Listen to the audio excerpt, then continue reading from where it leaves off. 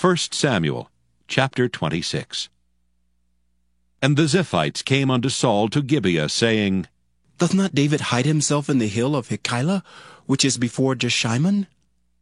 Then Saul arose and went down to the wilderness of Ziph, having 3,000 chosen men of Israel with him, to seek David in the wilderness of Ziph. And Saul pitched in the hill of Hachilah, which is before Jeshimon by the way. But David abode in the wilderness, and he saw that Saul came after him into the wilderness. David therefore sent out spies, and understood that Saul was come in very deed. And David arose and came to the place where Saul had pitched. And David beheld the place where Saul lay, and Abner the son of Ner the captain of his host. And Saul lay in the trench, and the people pitched round about him. Then answered David, and said to Ahimelech the Hittite, and to Abishai the son of Zeruiah, brother of Joab, saying, Who will go down with me to Saul to the camp? And Abishai said, I will go down with thee. So David and Abishai came to the people by night, and behold, Saul lay sleeping within the trench, and his spear stuck in the ground at his bolster. But Abner and the people lay round about him. Then said Abishai to David, God hath delivered thine enemy into thine hand this day.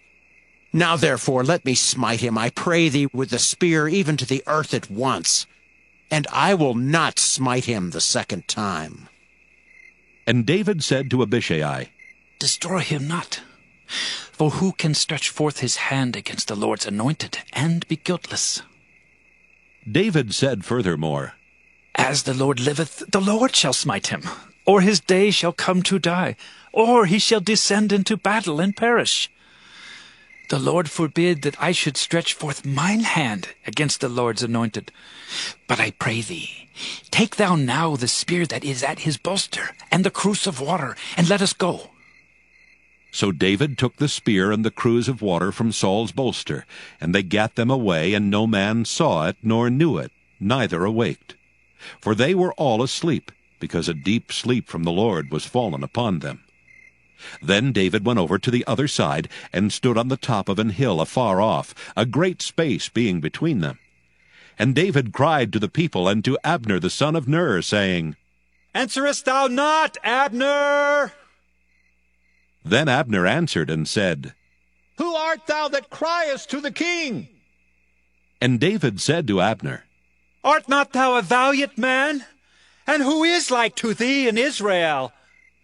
Wherefore then hast thou not kept thy lord the king? For there came one of the people in to destroy the king thy lord. This thing is not good that thou hast done. As the Lord liveth, ye are worthy to die, because ye have not kept your master, the Lord's anointed. And now see where the king's spear is, and the cruse of water that was at his bolster. And Saul knew David's voice, and said, Is this thy voice, my son David? And David said, It is my voice, my lord, O king. And he said, Wherefore doth my lord thus pursue after his servant? For what have I done? Or what evil is in mine hand?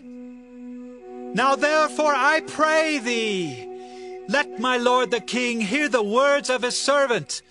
If the Lord have stirred thee up against me, let him accept an offering. But if they be the children of men, cursed be they before the Lord.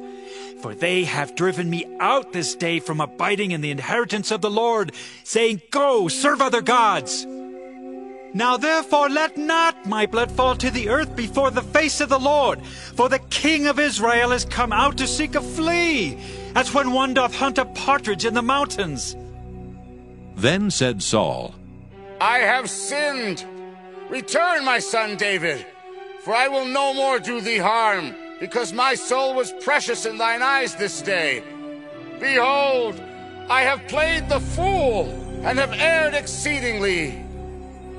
And David answered and said, Behold the king's spear, and let one of the young men come over and fetch it. The Lord render to every man his righteousness and his faithfulness, for the Lord delivered thee into my hand today. but I would not stretch forth mine hand against the Lord's anointed. And behold, as thy life was much set by this day in mine eyes, so let my life be much set by in the eyes of the Lord, and let him deliver me out of all tribulation. Then Saul said to David, Blessed be thou, my son David. Thou shalt both do great things, and also shalt still prevail. So David went on his way, and Saul returned to his place.